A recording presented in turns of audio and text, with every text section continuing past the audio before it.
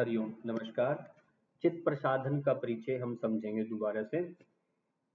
चित्त प्रसाधन से अभिप्राय ये है, चित्त जो है हमारा, इसके अंदर मन, बुद्धि और अहंकार, इन तीनों का समन्वय चित्त है। तो इन तीनों बातें उसमें मन में उठती हैं, तो ये किसी न किसी रूप में प्रभावित हो जाता है।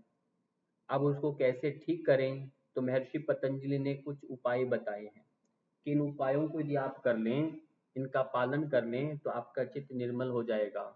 तो सरल उपाय सार्वभौमिक हैं। आप इन चित्त के उपायों को आप अन्यत्र कहीं भी, कि किसी भी योग कक्षा में हैं, काउंसलर बन के कहीं जा रहे हैं, कहीं योग की कक्षा स्कूल में ले रहे हैं, असेंबली में ले रहे हैं, कहीं भी, तो आप इन समस्याओं को, या कोई ऐसी समस्याएं लेके आते हैं, दुखी हैं, तो आप उनको इस प्रकार से काउंसलिंग कर सकते हैं। तो अपने आप में बहुत अच्छा कार्य है, क्योंकि महर्षि पतंजलि जो हैं वो बहुत बड़े मनोचिकित्सक रहे हैं, क्योंकि मन पर काम किया उन्होंने। तो मन ही संसार है, तो इस पर उन्होंने काम किया। तो उन्होंने जो निष्कर्ष निकाला और उन्होंने अपने योग दर्शन के अंदर सूत्रबद्ध उनको कर दिया, उन्हीं सूत्रों को आज हम पढ़ते हुए आगे बढ़ेंगे। तो योग दर्शन में चित्त प्रसाधन का अर्थ क्या है? प्रसन्न करना है, निर्मल, शांत और स्थिर बनाना है। किसको? चित्त को। तो तभी बढ़िया है। और जब चित्त जो है राग, द्वेष, ईर्ष्या, क्रोध, भय, मानसिक विक्षेपों से मुक्त होकर के संतुलित अवस्था में रहता है, तो चित्त प्रसाधन कहा जाता है। और यदि उसके अंदर ये सब गुण मिल जाते हैं, ये अवगुण है, गुण नहीं है, इनको क्या बोलते हैं? राग, द्वेष, ईर्ष्या क्या है? चित्त के अवगुण हैं। तो ये अवगुण यदि हमारे अंदर हैं, तो आप क्या कहलाएंगे? दुखी, विक्षिप्त बुद्धि के कहलाएंगे, एकाग्र चित्त नहीं बोला जाएगा। तो इन सब का महत्व है और इनके लाभ हैं। चित्त को शांत करने वाले विक्षेप यहाँ लिख दिए हैं: राग, द्वेष, ईर्ष्या, क्रोध, भय और मानसिक विक्षेप। इन सबको देखना है। इसमें यहाँ अशुद्धियां, चित्त की जो अशुद्धियों, विक्षेपों और मानसिक कलेशों को दूर करने, उसे शांत, निर्मल और प्रसन्न बनाना चित्त प्रसाधन कहलाता है।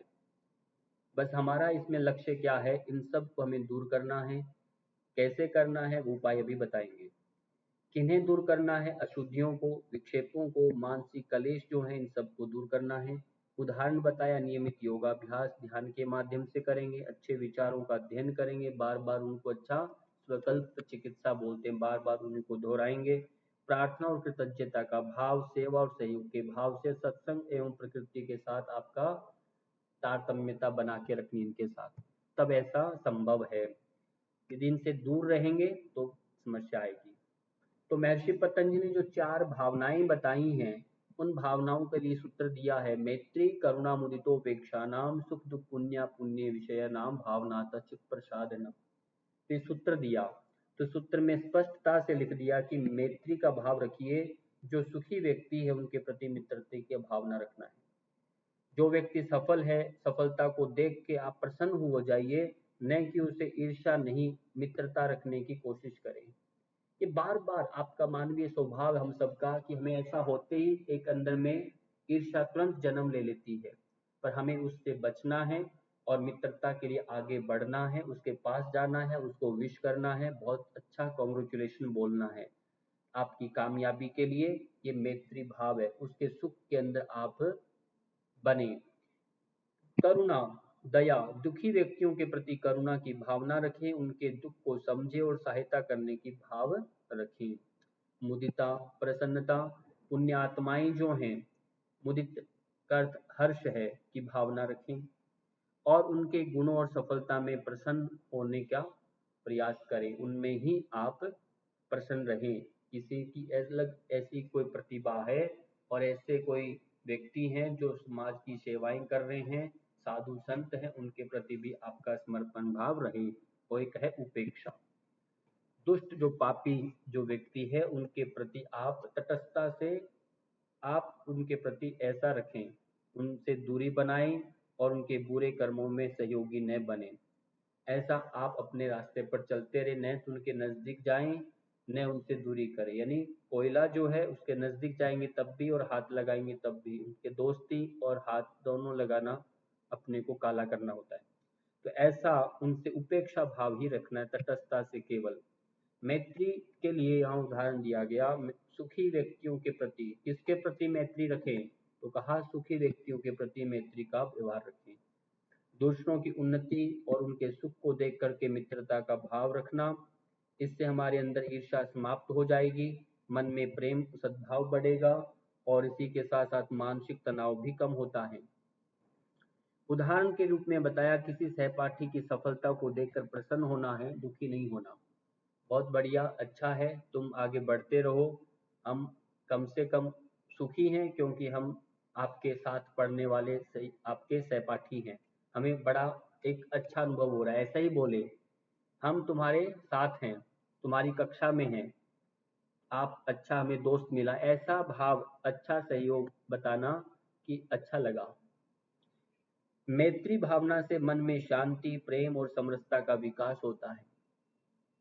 तो 4 भावनाओं में द्वितीय भावना है कि किसके प्रति, के दुखी पीड़ित व्यक्तियों के प्रति आपने ये करुणा का भाव रखना है और दूसरों के दुख को समझकर सहायता और सहानुभूति। ऐसा नहीं कि आपने किसी रोडों पर जो बैठे रहते हैं, हम अक्सर निकलते हैं, एक है वो हर दिन अपना चोट लगा हुआ है, उस चोट को उखाड़ करके बाहर दिखाते हुए रोड पर बैठे रहते हैं, उपचार भी करा देंगे तब भी वहां पर फिर उसको दिखाएंगे। एक दुख को प्रकट करके सहानुभूति लेने की कोशिश में वो लोग बैठे हैं कि कोई हमारे दुख को देखे और हमें, हमारे प्रति कोई सहानुभूति प्रकट करे, यानी करुणा दिखाए।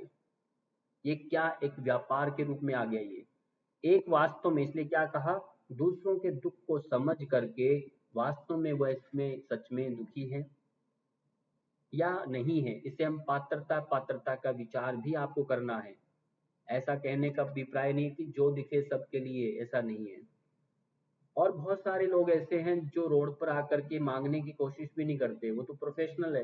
कुछ लोग तो ऐसे बैठे हैं, उनमें इतना स्वाभिमान है कि वो नहीं आ पाते, तो आप उनको भी जान सकते हैं, उनके प्रति सहानुभूति की भावना रखना। ये क्या है? करुणा।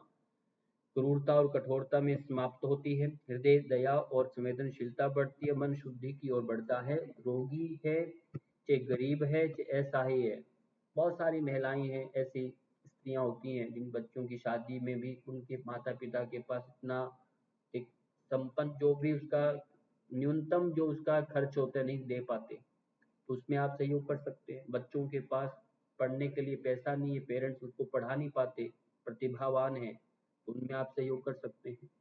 कोई बहुत अच्छा है पर उसको स्टार्टअप करने के लिए अब तो बहुत सारी सरकारी योजनाएं जो आई हुई है वो करुणा इसी से जुड़ी हुई है, कंपेशन जो बताया हुआ है।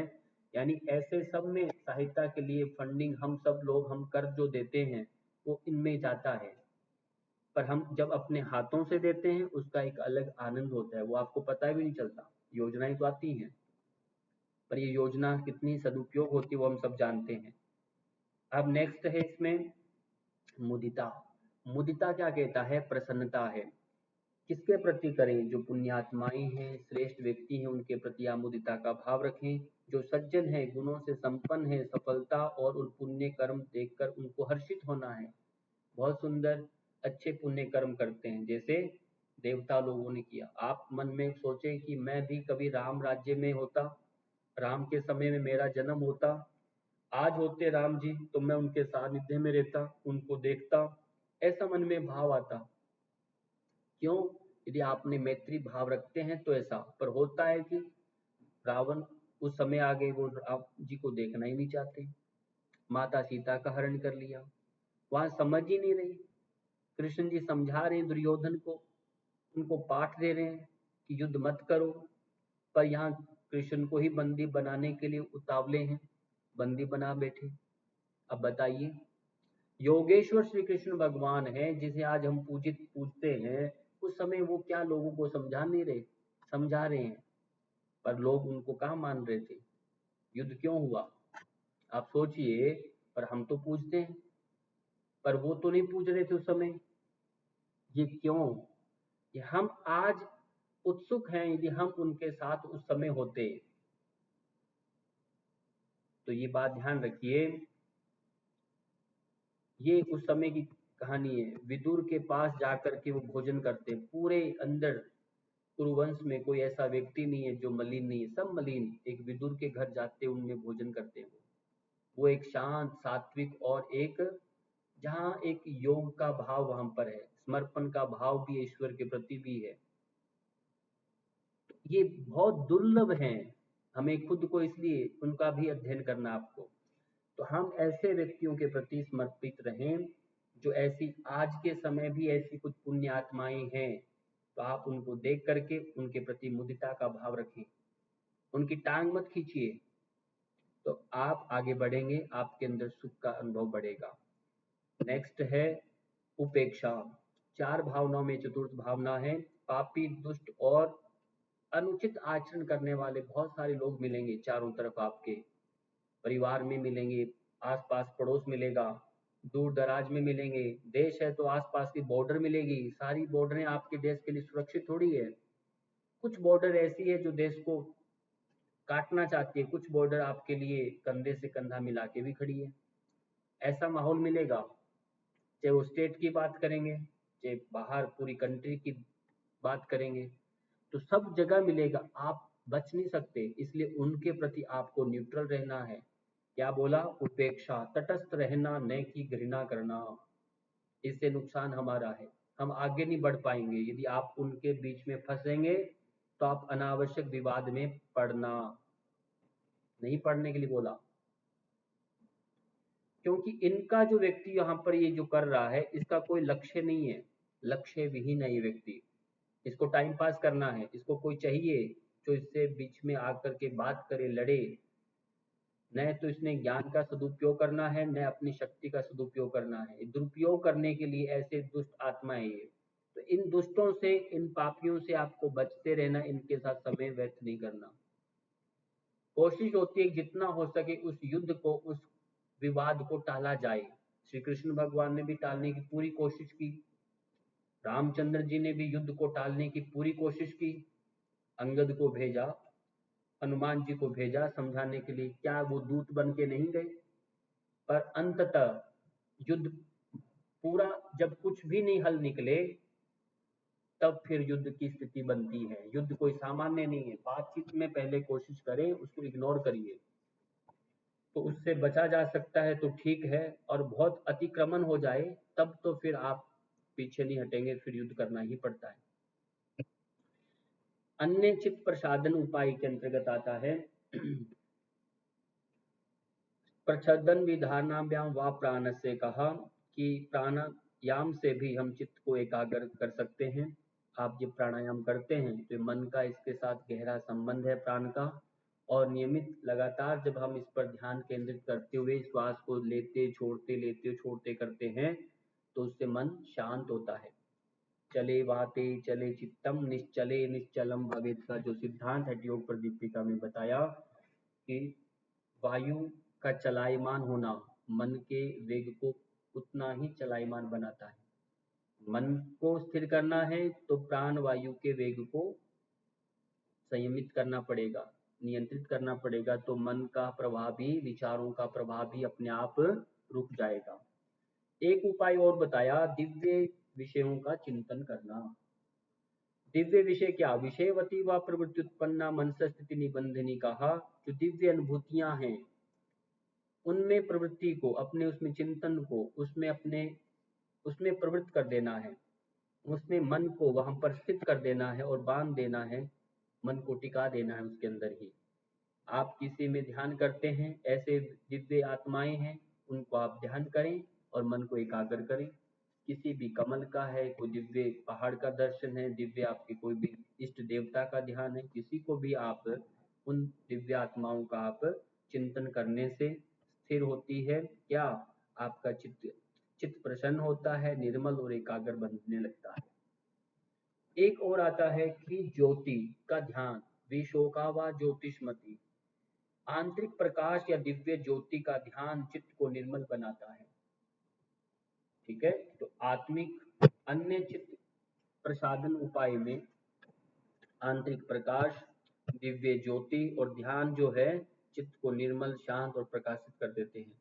हमारे शरीर के अंदर बहुत सारे चक्र होते हैं, अंदर ही अंदर एनर्जी के एक सेंटर पॉइंट बने हुए, उन पर यदि आप ध्यान करते हैं तो आपके अंदर एक दिव्य ज्योति का प्रकाश फैलने लगता है, बढ़ने लगता है।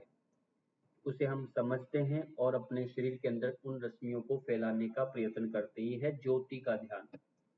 नेक्स्ट है वीतराग विषयों का ध्यान करना, यानी वीतराग विषयम व चित्तम। जो वीतराग पुरुष हैं, जिन्होंने जीवन में न तो राग, द्वेष, क्रोध और ईर्ष्या इससे कम होती है क्योंकि ये इनसे परे रहे हैं। जिन महापुरुषों ने राग, द्वेष, आसक्ति और अहंकार से ऊपर उठ करके जीवन को जिन्होंने जिया है, उनका यदि चिंतन से हमारा चित्त शांत, निर्मल और स्थिर होता है, उनका ध्यान करिए, क्योंकि उनमें वो गुण है। इसलिए उनके गुणों को जब आप चिंतन करेंगे, उनकी जीवनियों को पढ़ेंगे, तो आपके जीवन में भी वैसा बनने के लिए वो आपके लिए आदर्श है। हम सब के लिए आदर्श है। इसलिए कृष्ण जन्माष्टमी पर मनाई जाती है। स्वामी विवेकानंद जी के लिए भी युवा महोत्सव मनाया जाता है, और महात्मा बुद्ध के लिए जयंती का अवसर, इस पर हम उनकी खूब चर्चाएं हैं। महात्मा गांधी के लिए भी 2 अक्टूबर को। सब ये छुट्टियां क्यों कर दी गई? इनको सेलिब्रेट करने के लिए, इनके गुणों को व्याख्यान करने के लिए, बच्चों में इनकी प्रतियोगिताएं करवानी है, इनके विचारों को फैलाने के लिए एक दिन दे दिया गया है कि इनके विचारों पर चर्चा की जाए, क्योंकि हमारे जीवन में परिवर्तन करने के लिए बड़े काम करते हैं। तो ऐसा वीतराग विषयम चित्तम वा क्या है, तो उन विषयों पर हम चिंता करें। केवल इनके नाम से, व्यक्ति से नहीं है इनका, इन्होंने जिनका आचरण किया है, क्या वो हम अपने जीवन में ला सकते हैं? ये विचार है मुख्य। और एक और बताया, स्वप्न एवं निद्रा का ज्ञान का आलंबन। कहते हैं स्वप्न निद्रा ज्ञान आलंबनम वा, कि सपने में, निद्रा, नींद, गहरी नींद में, और ज्ञान को भी ध्यान का विषय बनाया जा सकता है। यदि आप इसमें स्वप्न को ध्यान करें कि मैंने ये स्वप्न देखा, मैंने ये देखा, अच्छा स्वप्न देखा, बुरा स्वप्न देखा, उठने के बाद कुछ समय के लिए वो याद भी रहता है। कई बार हम तो भूल जाते हैं, सुबह सुबह उठते हैं तब थोड़ा याद होता है, पूरा याद नहीं होता। पर हमें एक चित्त बन गया कि हाँ, बुरा स्वप्न था, एक अच्छा स्वप्न था, इतना ही संस्मरण है, कुछ कुछ बातें याद हैं, उनका आप चिंतन करेंगे तो वास्तविक जो जीवन जिसे हम मानते हैं, जो जी रहे हैं, क्या इसमें वह प्रासंगिक है? क्या ये प्रासंगिक है? रात्रि को जो स्वप्न में देखा, क्या वह प्रासंगिक है? ऐसा आप एक देखेंगे, विचार करेंगे, तो चित्त शांत होने लगता है।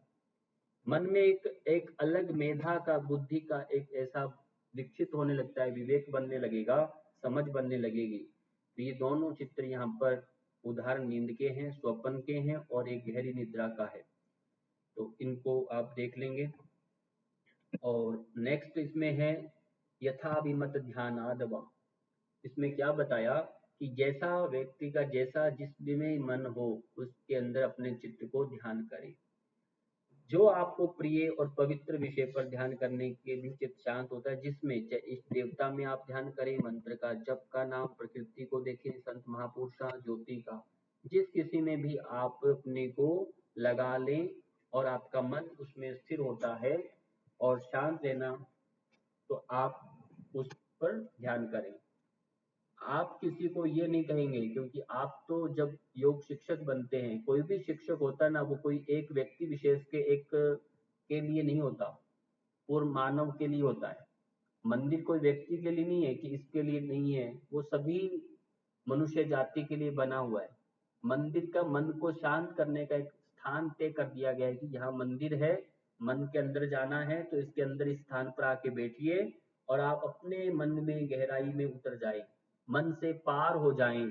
मंदिर क्या, मन के अंदर एक स्थान तय कर दिया कि भाग दौड़ जीवन शैली में आप कहाँ बैठेंगे, कहाँ टिकेंगे।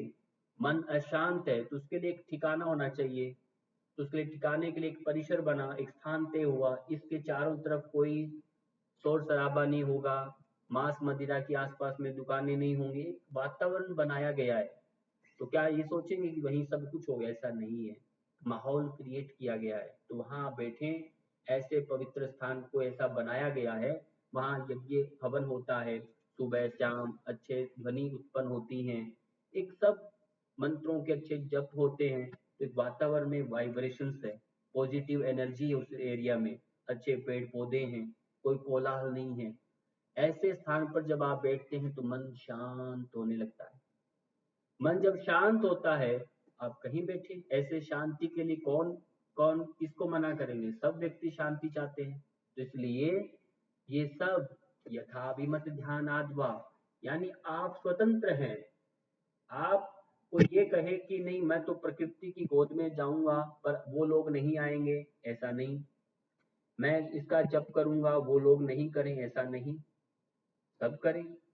श्री कृष्ण भगवान के ऊपर पूरा विश्व, श्री कृष्ण भगवान की गीता का जितना ट्रांसलेट जिस भाषा में किसी का नहीं जितना योग इसका गीता का है। सबसे ज्यादा बुक्स जो है मार्केट में गीता है। गीता के जितने भक्त हैं श्री कृष्ण के, आप खुद देख सकते हैं, वृंदावन पूरा भरा पड़ा है। मथुरा देखिए, पूरा के पूरे सारे जितने कथावाचक सब यहीं से निकल रहे हैं। इतना ही नहीं है, विदेशों में कितने प्रचारक हैं। आप इन सब को देखिए, सब के सब जो हैं, एक कोई लिमिट नहीं है किसी, ये सब मानव जाति को जो भी है सबके लिए है। ऐसा भाव शिक्षक में रखना है कि हाँ, तुम्हें जो बैठे, जैसे शांत बैठना कैसे करना वो सब यहाँ बताया है। हृदय पर ध्यान करना, मन को जुड़ना है और उनके रूप इन सब के अंदर रूप नाम और मन में इनको लाना है और नियमित अभ्यास करने से चित्त स्थिर होने लगता है। एक प्रक्रिया भी बताई है यहाँ पर। आगे चित्त प्रसादन का महत्व समझेंगे तो मानसिक शांति इससे मिलती है, एकाग्रता बढ़ने लगती है, ध्यान और समाधि के लिए आधार बनता है, ईर्ष्या द्वेष और क्रोध को कम करता है और व्यक्तित्व को संतुलित और सकारात्मक बनाता है। तो ये बहुत अच्छी अच्छी बातें हैं, तो ये सब हमें चाहिए। ऐसा कौन व्यक्ति है जो मंदिर में जा करके दुख मांगता है? आप में से कोई मांगता है? सब सुख मांगते हैं। मूर्ख से मूर्ख व्यक्ति सुख मांगता है, चाहे वो कैसा भी कर्म करे जीवन में। चोरी करने वाला जाने से पहले भी वो भी कहता है कि मेरा चोरी सफल हो जाए। सब तरह के देवी देवता बन चुके हैं, अपनी अपनी पसंद के देवता को चुन लेते हैं लोग बाग। ये पूरा तरीका है, देखिए। तो ये पूरा जैसा जैसा व्यक्ति चाहे वैसा ही अपना मूर्त बना के उसको पूजित कर सकता है, उसको बढ़ा सकता है, उस अपनी शक्ति को बढ़ा सकता है। सब स्वतंत्र हैं, कर्म करने में सब स्वतंत्र हैं। इसलिए हर तरह के देवी देवता बने, रजोगुणी बना दिया, तमोगुणी बना दिए देवता को और सत्वगुणी बना रखे। व्यक्ति की अपनी सोच से सब निर्मित हो गए हैं और पृष्ठभूमि में कोई नहीं जाता इनके कैसे कैसे हैं। तो ये हमारा ही सृजन है, हम कैसा कैसे इसमें रहते हैं। पर चित्त प्रसादन ये सब बातें जो बताई गई है ये इन सब से ऊपर की बातें हैं, जिनसे ये सब देवी देवता बनते हैं, इनसे बनते हैं। ध्यान रखना है, चित्त प्रसादन में जो प्रक्रिया बताई, इन प्रक्रिया को आपको आत्मसात करना है। तब आप भी ये समाज में मानसिक शांति की कमी की जो वजह से आपसे योग सीखने आएंगे तो उनको बताएं। एकाग्रता नहीं बढ़ रही उसको बताइए।